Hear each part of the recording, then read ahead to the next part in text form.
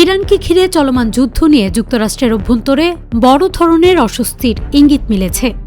যুক্তরাষ্ট্রের national counter terrorism সেন্টারের পরিচালক জোসেফ কেন্ট পদত্যাগ করেছেন।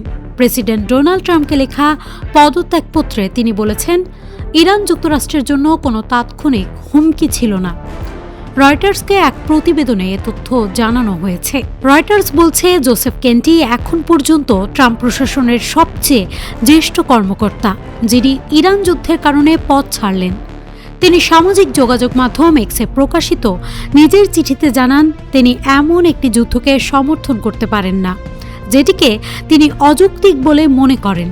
একই সঙ্গে তিনি দাবি করেন, এই যুদ্ধ শুরু হয়েছে ইসরায়েলের চাপ এবং প্রভাবশালী লবিংয়ের প্রেক্ষাপটে। প্রতিবেদনে আরও বলা হয়, যুক্তরাষ্ট্রের আইনগত কাঠামো অনুযায়ী কোনো সামরিক অভিযানকে ন্যায্যতা দিতে সাধারণত আসন্ন তাৎক্ষণিক হুমকির প্রমাণ প্রয়োজন হয়। এ কারণেই কেন্টের বক্তব্য ওয়াশিংটনের রাজনৈতিক ও গোয়েন্দা অঙ্গনে নতুন বিতর্কের জন্ম দিতে পারে বলে মনে করা হচ্ছে।